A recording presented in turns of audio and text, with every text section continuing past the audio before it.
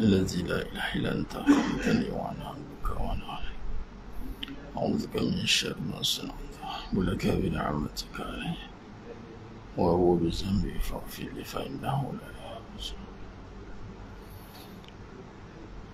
لله تعالى. السلام عليكم ورحمة الله وبركاته. بسم الله الرحمن الرحيم. إن الحمد لله نحمده ونستعينه ونستغفره ونعوذ بالله من شرور أنفسنا ومن سيئات أعمالنا. من يهده الله فلا مضل له ومن يضلل فلا هادي له. أشهد أن لا إله إلا الله وحده لا شريك له وأشهد أن محمدا عبده ورسوله. اللهم صل على سيدنا محمد وعلى آل سيدنا محمد. رب يسر ولا تعسر وتمم بالخير. رب اشرح لي صدري ويسر لي أمري واحلل عقدة من لساني يفقه قولي. اللهم افتح علينا حكمتك وانشر علينا من خزائن رحمتك يا أرحم الراحمين.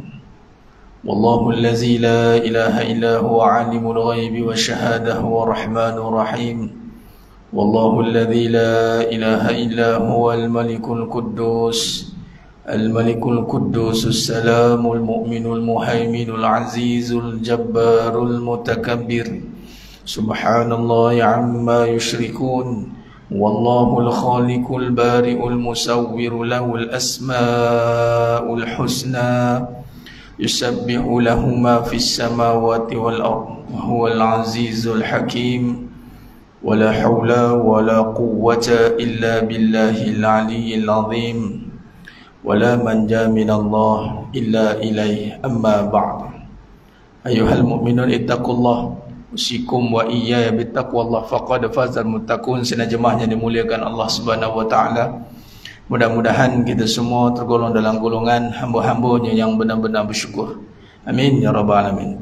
Alhamdulillah. Semua alhamdulillah ala kulli ni'mah. Alhamdulillah ala kulli hal. Pertama mula dan selama-lamanya merafakkan setinggi-tinggi syukur kehadrat Allah Azza wa Jalla atas segala nikmat yang telah Allah kurniakan kepada kita hari ini, terutamanya nikmat iman amal ketaatan, untuk kita menghayati, merasai dan memahami nikmat iman yang tidak nampak di mata. Ini tidak nampak di mata kepala, namun bagi yang merasai dengan mata hati pasti akan kelihatan betapa pentingnya iman. Di dunia memang tidak nampak lagi kesan dia, namun di situ sudah ada ciri-ciri dia, ciri-ciri daripada menikmati hasil daripada kefahaman tentang iman. Yang ciri-cirinya itu adalah membawa kepada dia sentiasa akan rasa beruntung. Allah akan bagi dalam hatinya kekuatan untuk merasai jiwa yang qanaah, sentiasa rasa mencukupi. Sebab ciri khas orang beriman itu, kata Allah Subhanahu wa taala, adalah orang yang merujuk pada surah Al-Asr. Ini demi masa sesungguhnya semua manusia rugi kecuali illal ladzina amanu, kecuali orang yang beriman dan beramal soleh. Walaupun dalam keadaan kehidupan kita hari ini Allah takdirkan dalam dua keadaan, dalam qada dan qadar itu ditakdirkan buruk dan baik. Itu perjalanan kehidupan. Namun tidak menghalang kita sekiranya jikalau Allah takdirkan kita dengan perjalanan buruk, perjalanan yang susah, namun tidak menghalang kita untuk merasakan ataupun menghayati keuntungan. Kita ambil contoh dalam perbahasan dan kita sambung dalam perbahasan hakikat kehidupan ni. Bagaimana kita nak melihat pada fasa yang terakhir perbincangan, kita ada 4 usul: sidik, amanah, fatanah, tabligh. Tabligh ini, yakni bagaimana kita nak kita faham tabligh itu dalam konteks menyampaikan sifat Nabi SAW itu tak ada satu pun yang disembunyikan, semua disampaikan. Dan di sini kita nak ambil imbrah daripada tabligh dalam konteks kita nak bincang kehidupan kita ni. Kita ambil pengajaran pada sifat wajib bagi Nabi SAW, tabligh dengan maksud kita jadi orang yang deliver ni perform lah. Deliver kan, tabligh menyampaikan apa yang kita nak sampaikan, manfaat kita. Kita jadi orang yang bermanfaat. Khairun nas anfa'uhum linnas. Sebaik-baik manusia itu adalah manusia yang paling bermanfaat pada manusia lain. Dan di situ kalau kita lihat, berbalik pada susah tadi, kalau kita susun dalam konteks keuntungan, dalam konteks kerjaya yang melibatkan pendapatan, kerjaya pendapatan ini ada gaji, dan juga kerjaya yang melibatkan habuan, ini bisnes, yang paling susah tu high risk, dalam bahasanya high risk high return. Calculated risk lah, memang boleh dikira kan. Paling tinggi, paling susah, itu yang paling untung. Nampak kat situ saja kita faham dah. Jadi apa kaitan dia kata Allah uji kesusahan, keburukan, rugi? Sebenarnya dalam konteks kesusahan, jikalau susah itu dihadapi dengan ilmu, dan kita mampu melalui kesusahan itu, dan kita menjadi orang yang tetap bermanfaat walaupun dia disusah, dia orang beruntung. Diuji dengan kehilangan, kena scam contoh. Hari-hari semua orang takut tentang scam. Betul lah, tapi sebenarnya sebelum kena scam yang cerita pasal duit, Allah bagi itulah dunia ni scammer besar dah. Dunia saja scammer dah, penipu. Tapi ramai orang tak faham dunia ni penipu, sehinggalah dia nanti bangkit di hari akhirat nanti kena tipu masak-masak, dia panggil. Disangkakan harta tu berguna, rupanya ke akhirat nanti pahala yang diutamakan. Harta tak ada cerita dah, kena tipu kita, kena scam dengan dunia. Orang ni tengok mentaliti kita kan, orang manfaat. Dia takut duit dia hilang habis, orang kata apa, not gain profit. Oh, saya dah tak profit, saya tak main. Okey, tak apa. Tapi ceritanya tujuan Allah datangkan duit betul-betul untuk profit. Profit apa? Pahala. Tu je. Orang datang tipu, contohlah tipu. Dia tipu saya. Okey, bila tipu, duit katalah 1,000, dia tipu. 1,000 ni patutnya Allah bagi untuk jadi pahala. Tapi belum tentu lagi ni. Jangan sangka ada duit je dah ada pahala. Belum. Yang halal akan dihisap, yang haram akan diazab. Saya dapat dengan cara halal, okey, halal okey lah. Kena hisap dulu lah, dan tengok ada berapa dalam akaun daripada balik sampai sekarang, berapa duit dah pegang. 100 juta, okey. Kita counted every single cent. Ya main-main. Malaikat kira, keluar balik akaun. Daripada 100 juta, 1 juta pahala, 99 juta jadi apa? Jawab apa? Dia kena scam tu. Rugi. 1 juta aja pahala. 99 juta ni bubuh mana? Tak boleh jawab. Cek. Kalau tak jadi pahala, jadi dosa. Ke dalam. We have no choice patutnya. Kena make sure pahala, harta jadi pahala. Kena make sure. Kalau tak, jangan pegang. Don't touch. Kalau tak tahu guna harta, jangan pegang. Biasa kan orang cakap, pandai guna harta. Belum tentu pandai. Pandai tu kalau dia boleh convert jadi pahala. Baik. Yang tadi tu, dia tipu. Orang tipu. 1,000 hilang. Dia pun tarik nafas. Dia pun sebut kalimah istirja. Inna lillahi wa inna ilaihi raji'un. Sesungguhnya harta ni daripada Allah, datang kepada Allah dikembalikan. Rupanya 1,000 disoleh jadi pahala. Daripada 1,000 sebelum ni ada kat tangannya, belum tentu pahala. Okay, sekarang diuji rugi, buruk kan, buruk. Tapi jikalau dia faham dengan pandangan iman, yang hilang tu untung, sebab jadi pahala. Yang ada di tangan belum tentu. Ni orang panggil analytical thinking. Ni cara berfikir, reverse engineering concept. Ni betul orang cerdik. Orang cerdik, Nabi kata, orang cerdik ni dia boleh convert perbincangan harta jadi pahala. Dan bila sebut pahala, KPI pahala adalah mesti bermanfaat. Mesti bermanfaat ni bermaksud mesti membawa maslahah yang banyak untuk orang. Kaum tu dia. Sebab itu dalam konteks kita tengok bagaimana para sahabat radhiyallahu anhum ajma'in mengurus takbir harta, terutama mengikut bagaimana Nabi SAW Itu luar biasa jemaah sekalian. Pengurusan harta yang diuruskan oleh baginda Nabi SAW sehingga boleh buat baitul mal, itu menyebabkan orang susah terpelihara, terjaga. Dan 3 amalan yang Nabi suka lebih baik daripada beriktikaf di dalam Masjidin Nabawi sebulan. Sebulan iktikaf dalam Masjidin Nabawi ni, nak pergi umrah satu hal lagi. Dah ribu-riban lagi. Belum kena package yang mahal, 10,000 katalah. Duduk hotel mahal, kemudian iktikaf dalam Masjid Nabawi sebulan. Nabi kata, lebih aku sukai jikalau dia buat 3 perkara ini. Yang pertama, bagi orang makan. Dia kerja dia bagi orang makan, terutama orang susah, fakir miskin. Yang kedua, tunaikan hajat orang. Tak apa jenis hajat, semua ditunaikan. Dan yang ketiga, tolong bayar hutang orang, tolong bayarkan hutang orang. 3 amalan ini melibatkan manfaat besar, maslahah besar. Nak tolong bayarkan hutang mesti orang yang berduit. Nak bagi orang makan pun berduit juga. Tak datang dengan duit infak buat collection atau duit dia. Sebaiknya duit dia tanpa seorang. Sahabat dulu bukan konsep crowdfunding. Sahabat dulu duit sendiri, berebut. Berebut, nak kata apa? Ni aku semua. Dia buat pahala macam itu. Jadi memang yang berduit. Kemudian nak tunaikan hajat pun bukan senang. Hajat orang ni macam-macam.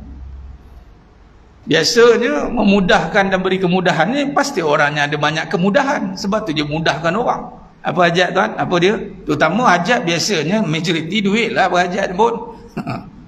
Majoriti lah kalau jumpa hajat, kalau tanya apa hajat, duit je lah. Kebanyakannya lah, walaupun tak semua kan. Tapi majoritinya. Sebab apa? Sebab hari ini semua pakai duit. Jadi hajat paling nombor 1 duit lah. Tunaikanlah hajat dia. Nak makan, nak itu, nak ini. Tak apalah saya bayarkan. Nak bayuran anak tak boleh, tak apa saya bayar. Jadi duit kita ni nampak macam buat untuk orang, tapi tak. Indirectly untuk diri sendiri lah tu. Jadi pahala. Tolong orang jadi pahala. Tak rugi. Memang takkan pernah rugi. Takkan pernah rugi. Melainkan kita sendiri yang hanya melihat duit saja, kita akan rugi. Berapa duit ada? 100 juta. Rugilah, hilang 20 juta. Berapa duit ada? Dia kira macam tu. Sedangkan di sisi Allah tak kira berapa hilang. Memang asal pun kita tak ada, nak kira hilang macam mana? Macam mana nak kira hilang kalau asal pun tak ada? Kadang-kadang itulah Allah uji hilang tu. Uji kurang. Harta dia Allah uji kurang. Memang dalam Al-Baqarah Allah kata, dalam surah Al-Baqarah ayat 155. وَلَنَبْلُوَنَّكُمْ بِشَيْءٍ مِنَ الْخَوْفِ وَالْجُوعِ وَنَقْصٍ مِنَ الْأَمْوَالِ وَالْأَنْفُسِ وَالثَّمَرَاتِ وَبَشِّرِ الصَّابِرِينَ. Kabarkan berita gembira bagi dan aku demi sesungguhnya kami akan menguji kamu. Kami akan menguji kamu dengan sedikit ketakutan dan kekurangan makanan, ju' dan kekurangan harta. Memang harta ni sifat berkurang. Naik kalau duit tu tambah pun mata wang turun. Macam tu lah. Naik turun ni memang adat kehidupan. Turun naik sekali turun. Walaupun lah dia kata sentiasa naik, tapi tetap ada turun dia. Berkurang tu akan ada. Itu harta sebab apa Allah nak uji memang kita. Memang bermula tak ada. Tapi kalau di sini nak bagi tahu, menjadi orang yang bermanfaat itu adalah orang yang tidak akan pernah rasa rugi. Baru dia boleh jadi orang yang bermanfaat. Kalau dia rasa rugi dalam diri dia, dia susah untuk contribute dekat orang. Memang susah. Sebab orang beriman ni orang yang sentiasa yakin dengan janji Allah. Innallaha la yukhliful mi'ad. Contoh kita ada masa. Contoh, tak jauh lah ambil kat saya lah. Dengan jemaah sekalian datang kuliah, saya datang sini. Datang dengan kuliah, saya datang bagi kuliah. Yang kat sini orang nampak juga dah. Oh, Ustaz boleh lah balik salam kaut. Oh, dia nampak untung kat situ. Setengah orang faham macam itu. Sempit no pahamannya. Ingat ilmu tu sekadar harga tu ramah. Kalau suruh bagi bayar harga ilmu tak terbayar. Ilmu ni harga ni luar biasa. Memang tak ada harga yang kita boleh letak pada ilmu. Hanya untuk operation saja pengurusan. Okay. Kita bagi masa kat datang sini sejam, 2 jam dan duduk di sini. Bagi masa ni pula dah kurang lah masa. Dengan anak tak ada masa dah ni, maghrib ni, isyak ni sejam ni. Dengan isteri tak ada masa. Dengan mungkin ada kita boleh meeting bisnes ke, dah hilang. Jadi orang nampak kita akan ambil masa tu, nampak macam nak buat apa kat sini, bagi masa sejam lebih. Dia tak tahu yang beli tu Allah. Kita first kena deal dengan siapa kita deal. Kita kena sedar kita berurusan ni dengan siapa. Kita bagi contoh buat baik, nampak je orang. Tapi yang suruh siapa? Allah. Macam kita lah. Kita ada suruh orang ni, tim kita ke, staff kita ke, kita cakap kat dia, kau tolong hantar duit ni kat dia, kau tolong bagi duit kau kat dia, nanti aku bayar. Contoh, kau tolong buat jap. Dia buat tu bukan sebab diri dia tu, atas suruhan bos dia. Jadi apa-apa semua dijamin atas perbuatan itu, aku jamin. Jadi seluruh manfaat yang kita nak buat dalam hidup ni, nak tolong orang, nak bagi duit, nak suruh apa, bagi masa kita datang masjid setiap malam, luang masa sejam 2 jam, nampak je kita pakai dekat satu situasi, satu keadaan dekat manusia. Tapi sebenarnya Allah yang ambil balik. Maksudnya kau sebenarnya buat atas suruhan aku kan. Macam kita bekerja hari ni, kerja 8 jam, bagi masa dekat jabatan, institusi, dan in return dapat balik bayarannya. Cuma di sisi Allah, Allah tidak berhajat berkendak atas apa khidmat kita. Masa kita tu Allah tidak berkendak pun. Dia berbalik pada diri kita balik nanti. Allah sifatnya istighna, beruntunglah jemaah sekalian kalau ikutkan. Kita bersyukur bertuhankan Allah yang istighna, antara sifat yang tidak memerlukan hambanya, tidak memerlukan apa saja daripada makhluknya. Sebab apa? Kalau tidak jenuh jemaah sekalian nak sharing. Kita penat, kita share contoh buat business partner, saya pun nak 20% kat, walaupun dia ada duit. Atau orang ada duit, tak payah fikirlah kan. Tapi dia ada duit, aku nak 20% juga. Sila air bulan maka 20%, 80%, sebab aku yang pam modal. Aku pam modal 80%, hang 20% cukup lah. Hang tak ada duit kan, hang buat cara tak ada duit. Macam itu. Tapi dengan Allah Azza wa Jalla, dalam perbahasan sifat 20 sekalian, qiyamu ta'ala binafsih. Ni kalau kita perhalusi sifat 20 bulan ni, jadi kita cita-cita nak jadi orang yang bermanfaat ni, dia mesti terkait dengan akidah. Dalam perbahasan sifat qiyamu ta'ala binafsih, Imam Sanusi rahimahullah ta'ala letakkan bahawasanya kita ni sekalian, dalam perbahasan syarahnya dalam suratul Ikhlas, Allahus Samad, dan perbahasan Allahus Samad, kita yang berharap perlukan Allah.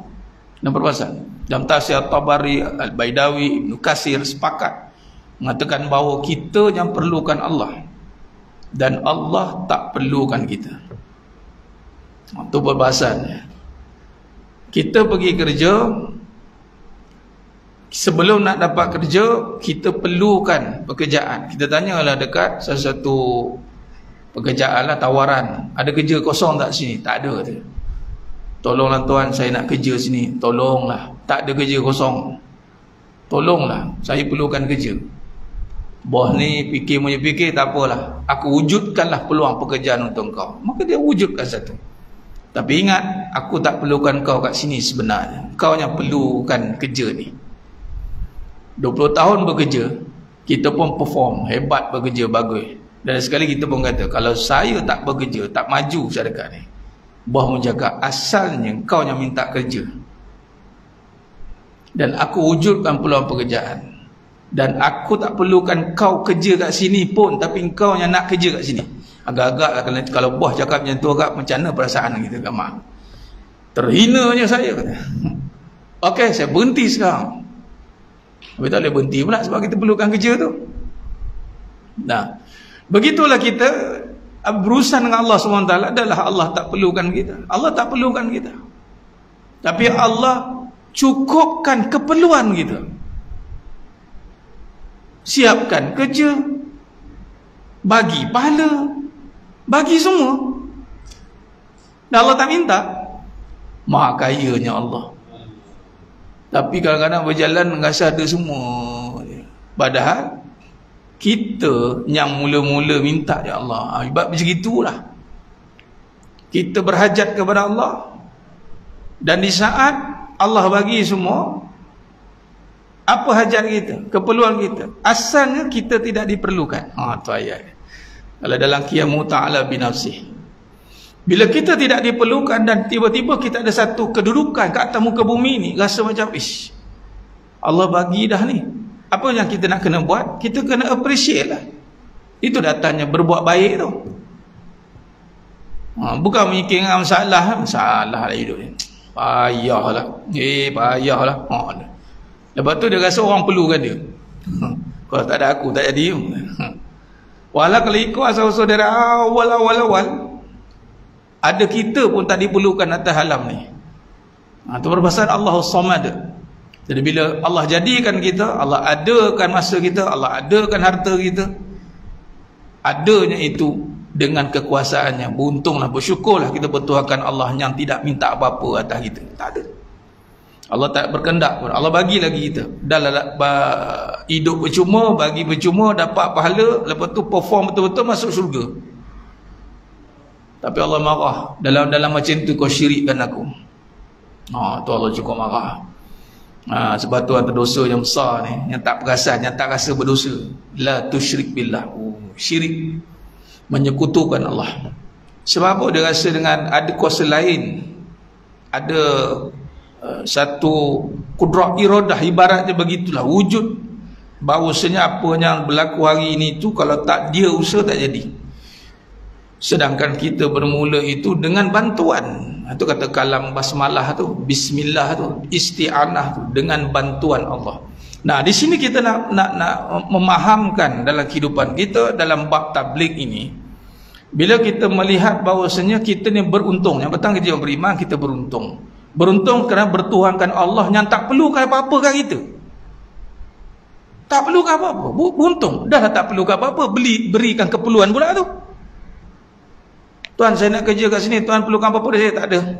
Kau kerjalah kat sini. Tuan perlukan tak? Aku bagi kau gaji. Aku bagi nanti. Betul? Tuan nak sikit tak bagi gaji? Tak payah. Aku dah kaya dah kata. Kau ambil lah duit tu. Ibarat macam tu. Semua ambil lah. Aku tak perlukan apa. Tuan, saya nak berhenti lah tuan. Saya sudah lama sangat kerja. Berhentilah.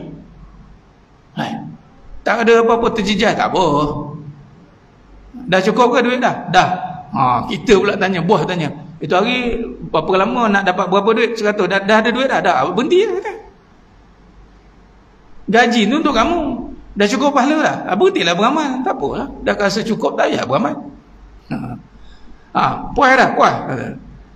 Beramal untuk kamu, untuk diri sendiri. Sebab tu datangnya menzalimi diri sendiri tu. Kalau kita tak kerja, kita tak dapat gaji tadi kan. Yang rugi diri sendiri lah. Sebab syarikat tak perlukan kita, kita perlukan syarikat. Syarikat dah bagi kerja, bagi gaji, kita malas. Kita malas, kita buat ya tak ya, buat macam penting, walhal tak penting pun. Allah bagi hidup ni kat dunia ni free. Free. Asalnya tak ada pun tak apa. Sifat harus. Tu kejadian manusia ni. Kadang-kadang ramai orang rasa dia penting. Aku ni penting ni, penting. Rasa diri penting. Tu datang agak susah nak buat baik tu. Dia nak orang-orang buat baik kat dia.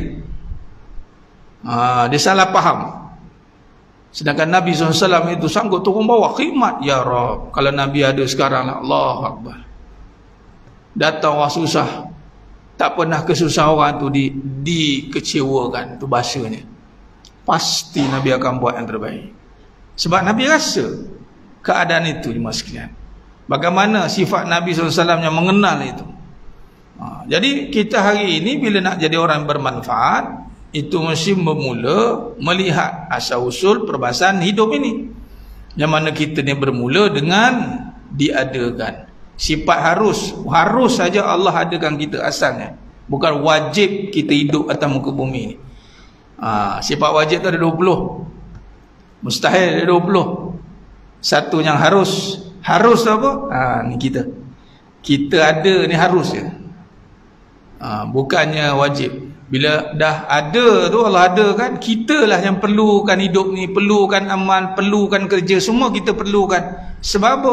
Sebab itu menjadi manfaat untuk kembali diri sendiri. Kita lah yang perlu buat baik. Sebab apa? Sebab kebaikan itu kembali kepada diri kita sendiri, kata Allah. Bukan bagi ke orang, kita buat baik dengan orang, bukan berbalik ke orang tu. Kebaikan tu memanglah macam tadi contoh, kita bagi orang makan, memanglah makanan tu bubuh ke orang tu. Tapi kebaikan tu berbalik, makna kata pahala tu kat kita. Selagi bulan kita pun dapat makan sekali juga. Bukannya kita tak dapat makan, kita buat makan, kita makan sekali. Untunglah, bukan dapat makan saja, dapat pahala. Jadi kebaikan tu akan berbalik kepada diri kamu balik. Maka kalau kita ingat kembali kepada asal muasal kita, bermula kita ni tidak penting di sisi Allah, Allah tak pandang. Ini dalam perbahasan qiyamu ta'ala binafsih. Kemudian kita bagaimana nak melihat supaya dengan kedudukan yang Allah dah adakan ini, kita kena appreciate. Maka beruntunglah kita bertuhankan Allah yang mengadakan kita dan tidak berhajat satu pun kepada makhluknya. Maka bila begitu, kita pun akan melakukan manfaat tanpa berkira. Tak rugilah. Ni nak timbulkan rasa tak rugi. Sebab kadang-kadang nak buat baik ni rasa rugi. Nak bagi masa rasa rugi, nak bagi harta rasa rugi. Kita rasa seakan dipergunakan pula, dieksploitasikan. Kau nak pergunakan aku ni.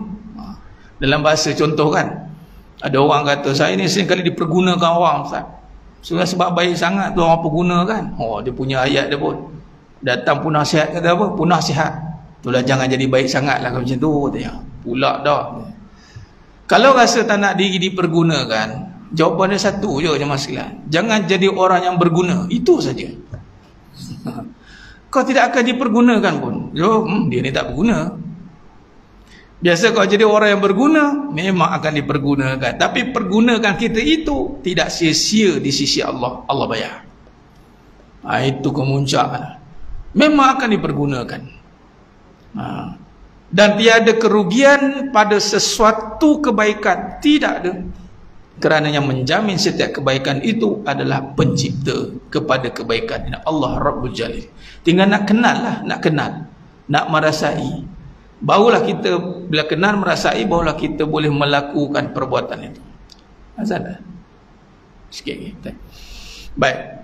Maka di situ barulah kita nampak perjalanan hidup kita ni pada fasa tabligh ini. Siddiq itu benar, ini mencari kebenaran dan membenarkan. Ini benar bahawasanya yang benar hanya Allah, itu kalimatul haqq. Lalu kita pun melihat hidup ini bermula dengan Allah. Sebab apa? Hidup tu bukan sifat kita. Itu kalau kita susun balik, hidup bukan sifat kita, kita sifat mati. Kata Allah dalam surah Al-Baqarah ayat 28, kaifa takfuruna billahi wa kuntum amwat. Bagaimana kamu boleh kufur dengan aku sedangkan kamu mati? Bila kata yang ada hanya Allah, Allah yang mengadakan kita, yang benar itu hanya janji Allah, lalu kita akan jadi amanah. Kita amanah untuk mentadbir urus segala apa yang Allah adakan. Jadi kita tidak akan buat satu perkara itu cincai-cincai, tak ada.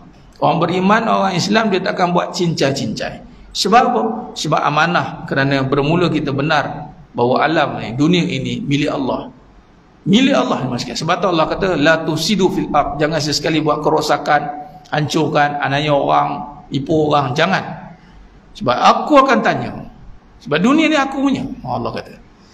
Allah saja yang layak untuk menghancurkan, itu kerana Allah pencipta. Kita tak boleh buat kehancuran sebab kita bukan pencipta. Kita ciptaan saja. Lalu kita amanah dengan apa yang Allah amanahkan kepada kita. Allah bagi anak, amanah dengan anak, dengan isteri, dengan jawatan, dengan harta. Sehingga kan pada fasa amanah ini tak ada kaitan dengan fatona, saya menggabungkan dengan perbahasan dunia bawa mati, sekalian.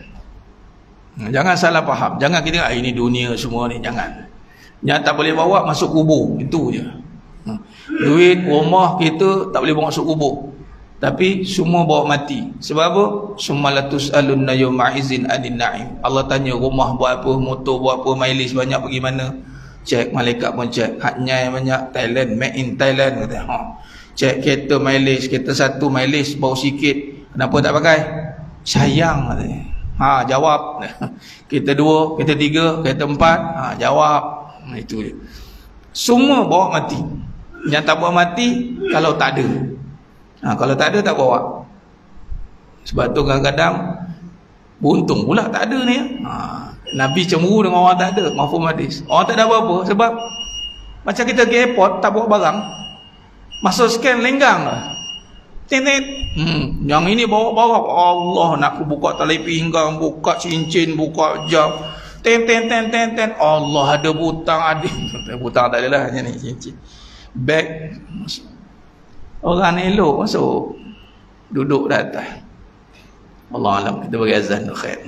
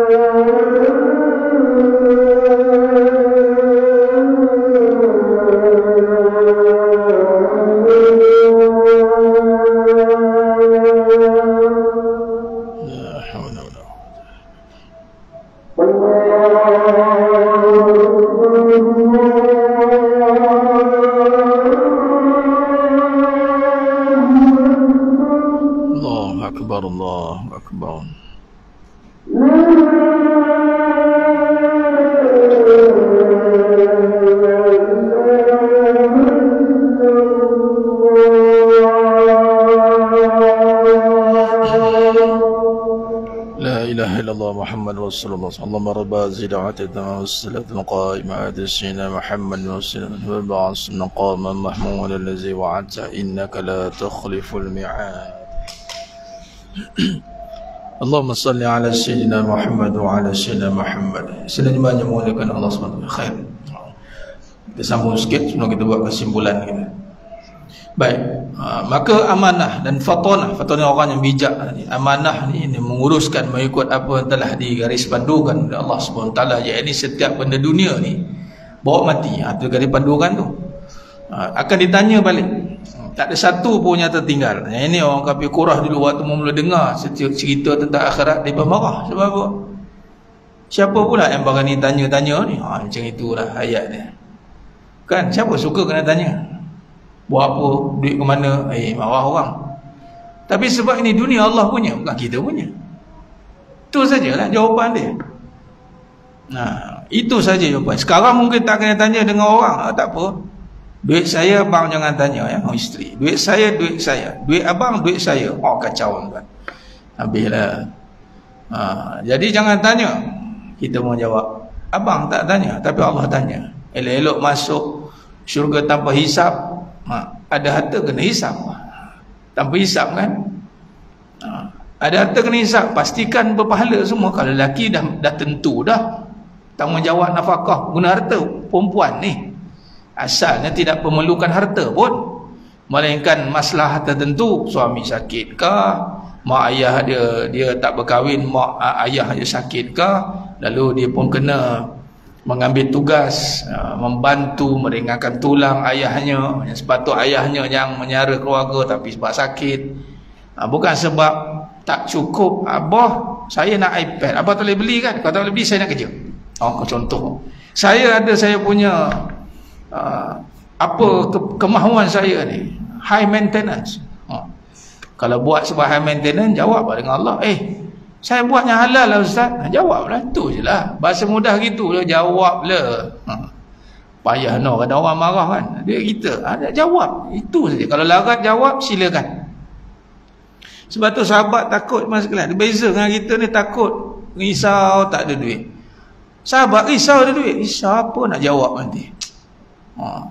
Abdul Rahman bin Auf radhiyallahu kan, duduk dapat satu peti bersimah, tak senang tidur.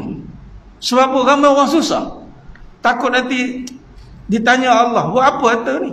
Kita dah okey dah, ramai susah. Berat ni tanggungjawab harta. Sebab Allah bagi harta untuk memberi balik. Sebab tu orang berharta dipanggil orang kaya. Kaya ni sifat memberi. Kaya kan, antal ghani wa nahnu fuqara. Kita ni fuqara, antal ghani, kau maha kaya. Apa kita faham tentang maha kaya? Itu memberi. Jadi kita nak pakai title kaya sebab ada harta, pastikan kuat memberi. Bukan sekadar memberi. Dia ni bagi banyak tu banyak mana? Wa mimma razaqnahum yunfikun. Kalau ikutkan sebahagian tu kau ikutkan. Tapi itulah jarang nak guna matematik ni. Contoh, kita keperluan yang kita pakai, dan make sure lah semua bawa mati, dan make sure berpahala. Rumah 3 juta, kita campur-campur 2 juta, duit dalam bank 1 juta. Allah tanya malaikat, berapa untuk agama, berapa? 10%. Banyak pakai tu untuk apa? Sebenarnya bila dah selesai yang wajib, kemudian yang sunat, bukan sekadar melepaskan yang wajib. Harta ni ulama bahas lain. Perbahasan dia detail. Boleh tak nak pakai Ferrari 1 juta, rumah 3 juta, tapi cerita dia 3 juta rumah, Ferrari 1 juta, 4 juta, belanja 5 juta. Jangan rasa berkira nak bagi kat agama 5 juta. Hang dah pakai 5 juta, make sure boleh bagi 5 juta juga. Equivalent. Berani dah 5 juta juga. Saya dah pakai 5 juta, saya bagi agama 6 juta, lebih 1 juta. Bukan kata bagi semua, dah. Allah sebab itu pun nasib zakat 10%, 2.5%. Kalau 99%, jangan kita kata yang penting lepas yang wajib. Harta detail. Sebab tu semua ditanya. Pakai boleh, tak ada masalah. Tapi nak menjawab, takut kurang ke agama, lebih ke dunia. Lebih ke dunia, nak menjawab kacau ni sekalian. Berat nak jawab dia tu. Timbangannya nanti risau-risau. Risau apa? Risau jatuh apa? Dia begini, risau jatuh sayang harta. Tu risau. Bukan ada tu, risau sayang, bukan, padahal bukan guna apa pun, tapi padahal dia dah selesa dah, tapi rasa sayang lah nak bagi contoh. Kalau bagi yang tak ada pula, impikan nak dapat. Ini yang jadi. Ini kata fatonah, itu kena make sure. Sebab tu kalau dalam pembahasan hakikat kehidupan ni, perbincangannya itu meluruskan kembali segala apa yang telah kita uruskan ke atas dunia ini dengan mengikut kepada nas yang telah disyariatkan oleh Allah. Maka yang terakhir yang tabligh, maka tabligh ini bila kita faham semuanya itu dengan amanah, fatonah, nampak untuk pahala akhirat, maka jadilah orang yang bermanfaat. Setiap perkara itu dimanfaatkan. Ada motor, manfaatkan motor. Ada rumah, manfaatkan rumah. Ada harta, manfaatkan harta. Pakai sungguh-sungguh, jangan sayang-sayang, pakai untuk pahala. Tak salah nak beli barang mahal, belilah, pakailah, tak ada, Allah tak larang pun. Tapi jangan guna hanya untuk benda risau, sayang, mahal. Tayar berapa Ustaz tayar? 600 depan, belakang, depan belakang 600, depan 500. Ui, sekali tukar 1100 tayar. Berapa kali jalan? Sayang nak jalan, mahal tayar. Dah tak jalan dah. Sayang, mahal. Baca itu jangan pakai. Nak macam tu jangan pakai. Kat ruang tok saya kata, kalau berkira dah tak payah pakai. Payah nak jawab dengan Allah nanti. Sebab kita sayang. Jadi memang kegunaannya pakai. Nanti maintenance service lagi, memang dah barang pakai, pakailah. Tapi make sure pakai ke mana? Pergi masjid, pergi mengajar, pergi buat perkara-perkara yang baik. Barulah Allah membeli menang makai. Jadi begitulah jemaah sekalian, maka luruslah perbahasan itu, maka barulah kita mampu membahaskan untuk kita bawa kembali kepada Allah dengan jalan yang lurus, soft, lurus, jalan yang lurus. Dan kemudian nanti kita akan bincang pada perbahasan akan datang, insya-Allah perjumpaan datang, kita akan memperhalusi tentang perbahasan lisanul haq, kalam-kalam kebenaran. Bagaimana kata-kata yang kita ucapkan sepanjang seharian kita ni sangat memberi kesan kepada dosa dan pahala, dan ia dibahaskan dalam perbahasan lisan hak, kalam-kalam kebenaran. Dan ianya adalah rentetan daripada perbahasan soft ini. Cara kita nak sentiasa lurus supaya selari dengan agama, maka Nabi kata jaga kata-kata. Kata-kata ni kena jaga sebab berkaitan dengan man amana billah wal yaumil akhir. Dia beriman kepada Allah dan hari akhirat, falyakul khairan aw liyasmut. Berkata baik atau diam. Di sini kita akan perincikan. Wallahu alam, itu saja. Mohon ampun maaf daripada saya atas kekurangan dengan kata itu kurang bicara dalam penyampaian. Hanya Allah Taala sajalah yang mampu menyempurnakan perbahasan kita pada malam ini. Aku qouli hadza wa astaghfirullah azim li wa lakum wa billahi taufiq wal hidayah. Assalamualaikum warahmatullahi wabarakatuh. Tangguh dengan tasbih kafarah dan salatul rahmat. Subhanakallahumma wa bihamdik asyhadu an la ilaha illa anta astaghfiruka wa atubu. Bismillahirrahmanirrahim. Ila alladhina amanu wa amilus solihati tawassaw bil haqq tawassaw bis sabr. Wallahu a'lam bisawab. Takbir. Allahu akbar.